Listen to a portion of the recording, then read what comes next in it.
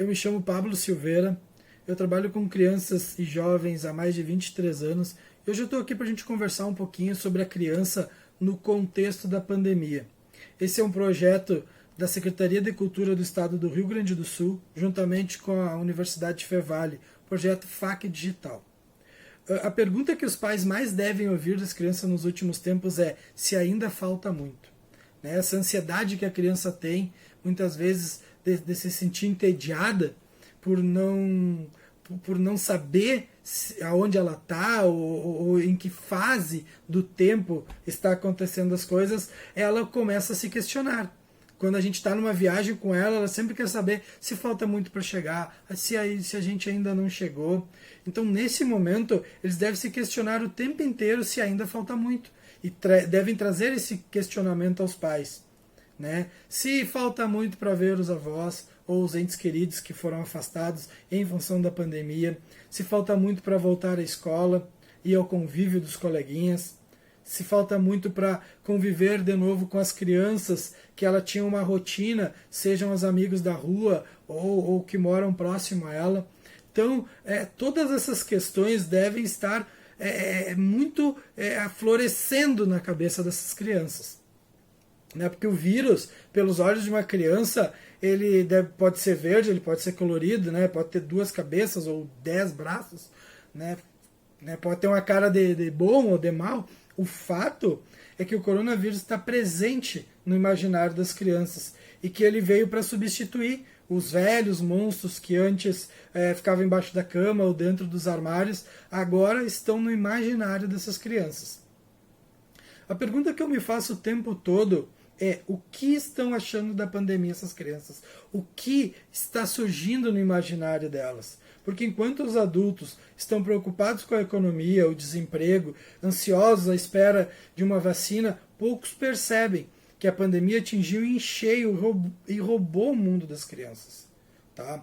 É importante a gente lembrar que as crianças estão em um processo de formação e, com isso, nem sempre elas sabem se comunicar, muitas vezes tendo dificuldades de expressar seus medos e as suas angústias.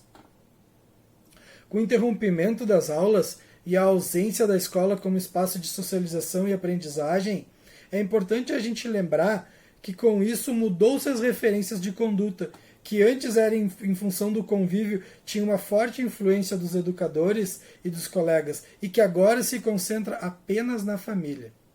Na minha opinião, omitir a verdade ou simplesmente deixar a criança sem explicação é o primeiro erro. É muito importante conversar com as crianças sobre o atual momento de uma forma que ela compreenda conforme a sua idade. Eu preciso adaptar o momento de uma forma que a criança vai entender o que está acontecendo e com isso vai entender o distanciamento e o porquê de tudo isso que está acontecendo agora. É normal que diante de situações como a pandemia as crianças fiquem ansiosas, com medo e sensíveis. Por isso é importante se dedicar um tempo do dia para os filhos, proporcionando para eles carinho, atenção, amor. Assim eles vão se sentir amados e seguros. Atitudes simples como perguntar como os filhos estão se sentindo, acolher a criança, explicando sobre o coronavírus e tirando as dúvidas quantas vezes for necessário. Gente, essas crianças, elas vão te perguntar várias vezes. E se ela não te perguntar, vai ser necessário que tu explique várias vezes. Porque o que tu explicou para ela sobre distanciamento, por exemplo, vai passar 2, 3 dias, ela não vai lembrar mais. Você vai ter que ter paciência de explicar isso novamente para ela. É importante também que se tire um momento para curtir o tempo livre com os filhos, achar mais tempo para os filhos. Eu sei que antes da pandemia se vivia numa correria e que os pais praticamente nunca tinham tempo para nada. Agora, nesse momento, é o momento de achar tempo para as crianças. Uma sugestão que eu dou aos pais é buscar entender o momento da criança. E uma forma de entender esse momento que de repente ela tem dificuldade de expressar é pedindo para ela fazer desenhos. Um desenho sobre o que ela sente saudade, desenho sobre o que ela sente medo, ou algo que vem à cabeça dela quando ela pensa na pandemia, né? O que ela vê da sua janela, o que ela vê do seu pátio, etc, etc. Mas tu pedir para ela transformar os pensamentos em desenhos é uma boa forma de tu monitorar esse cenário e como ela está se sentindo. Porque se a pandemia afeta diretamente os adultos, é preciso imaginar os efeitos que ela faz nas crianças, né? Privação do convívio dos amigos e colegas, privação de convívio com os professores, né?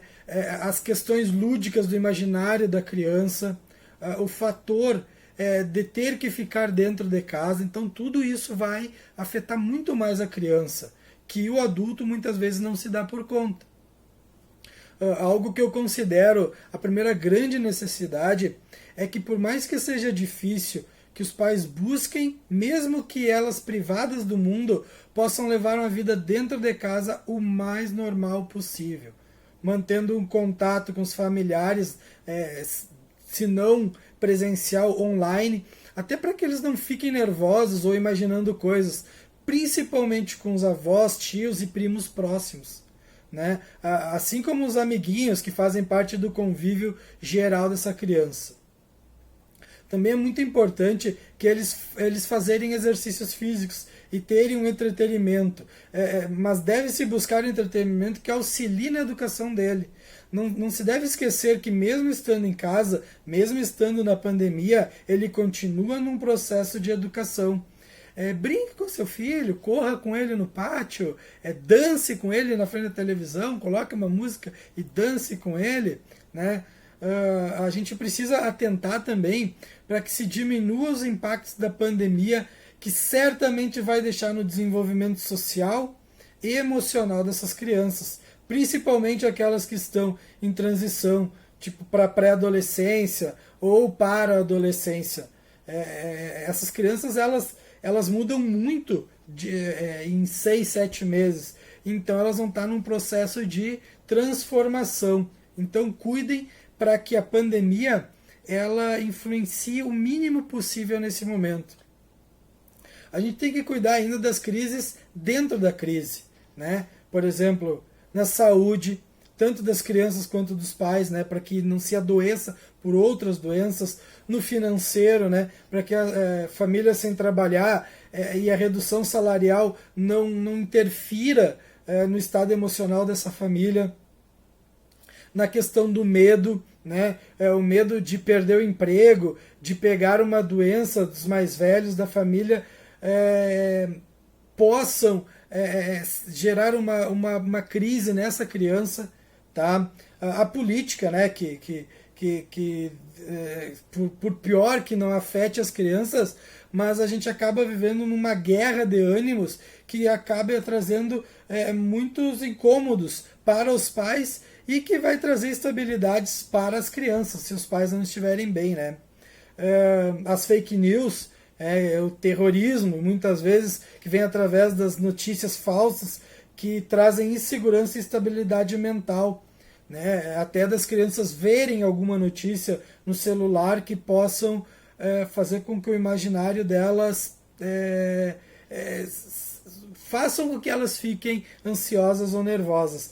E a televisão, né? Porque é um dos entretenimentos mais usados pelo brasileiro, mas que hoje vive uma instabilidade por várias divergências políticas.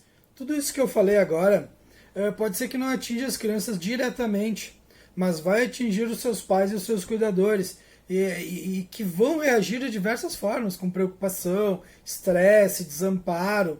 E as crianças vão acabar atingidas por esses efeitos, né? Porque as crianças elas são muito sensitivas e mais cedo ou mais tarde elas acabam se valendo das emoções dos seus cuidadores. Os pais eles devem se policiar e se fortalecer para poder transmitir às crianças tanto a preocupação necessária com a pandemia, né, para que ela não se coloque até em risco e entenda a necessidade do isolamento social, quanto para que ela não interiorize questões fantasiosas sobre a pandemia ou atinja o seu sistema nervoso. E mais do que isso, o adulto precisa trabalhar e potencializar isso dentro de si mesmo. Ou seja, a melhor forma do adulto cuidar da criança é cuidando de si mesmo. A gente não pode esquecer que as crianças aprendem pelo modelo e tendem a se espelhar pelo comportamento dos pais e cuidadores. Para isso é importante que a conduta social e pessoal dos pais, já que a criança vai conviver mais tempo com eles, deve se estimular o hábito de boas conversas, tirando um tempo para o fortalecimento das relações pais e filhos, através de atividades como brincar com os filhos mais demoradamente, tirar tempo para os filhos e se conviver mais com esses filhos, já que a criança terá o convívio basicamente e totalmente ligado aos pais e cuidadores, que ela precisará ser estimulada a se sentir menos o efeito da pandemia, menos o efeito da ausência do mundo exterior à sua casa, menos o efeito dessas angústias que ela sente por todas as privações que ela vem passando.